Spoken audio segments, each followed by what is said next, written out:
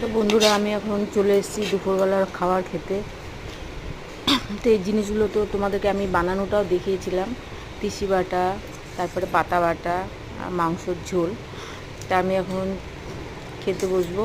তা আমি বের করে নিচ্ছি খাবারটা, ভাত নিয়ে নিলাম, তারপর একটু তিসি বাটা, একটু পাতা বাটা এগুলো দিয়ে, আর মাংসের চর্বিটা আজকে গরম গরম মাংসের চর্বিটাও খাবো, খেতে খুব ইচ্ছে হচ্ছিলো। তা মাংসের চর্বিটা দিয়ে আজকে ভাত খাবো। তা আমি একটু ঘরে নিয়ে চলে এসেছি আমার খাবারটা। তো দেখো, এটা আমি প্রথমে তিসি বাটাটা দিয়ে খাবো, তোমরা এইভাবেই খাবে। তিসির যে আমি বাটাটা দেখিয়েছিলাম মিক্সিতে করে, তো সেই গুঁড়াটাকে দিয়ে তোমরা এইভাবে ভাতটা মেখে খাবে, খুবই ভালো লাগে, খুবই মানে আলাদা রকমের একটা টেস্ট। সঙ্গে একটু পাতা বাটা চেটে চেটে খাবো। তারপর ওটা খেয়ে নিলাম, তারপরে এটা ওই পাতা বাটাটা দিয়ে দেখো খুব সুন্দর করে মেখে নিলাম। এইভাবে তুমি এইটা দিয়েও মানে খুবই ভালো লাগে একটু ভাত খেয়ে নিতে।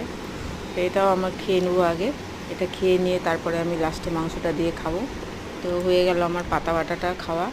এবার আমি মাংসের ঝোলটা নিয়ে নিচ্ছি, পাতলা করে মাংসের ঝোল করেছি আজকে। আর চর্বিটা তো খুব ভালো লাগছিলো, চর্বিটাও নিয়ে নিয়েছি আমি। ওদেরকে আজকে চর্বি দিব না আমি গরমের মধ্যে, যা হয় নিজেরই হোক। তো দেখো, আমি আজকে এই মাংসটা দিয়ে পাতলা ঝোল দিয়ে ভাত খাচ্ছি।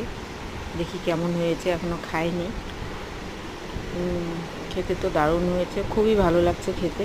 চর্বিটাও গরম গরম খুবই ভালো লাগছে। তো বন্ধুরা, এইভাবে পাতলা করে ঝোল করে মাংসটা খেতে খুব সুন্দর হয়েছে, খুব ভালো লাগছে। তো তোমরাও মাঝে মাঝে এইভাবে পাতলা ঝোল করেও খেয়ে দেখো, কষা তো সবসময় খাও, তো এইভাবে পাতলা করে ঝোল করেও মাঝে মাঝে খাবে, খুবই ভালো লাগবে। তো আমার রান্নাটা খাওয়াটা কেমন হয়েছে অবশ্যই তোমরা জানাবা। আর তাই লাইক কমেন্ট শেয়ার করে দিও, একটু কমেন্টে জানিও রান্নাটা কেমন হয়েছে।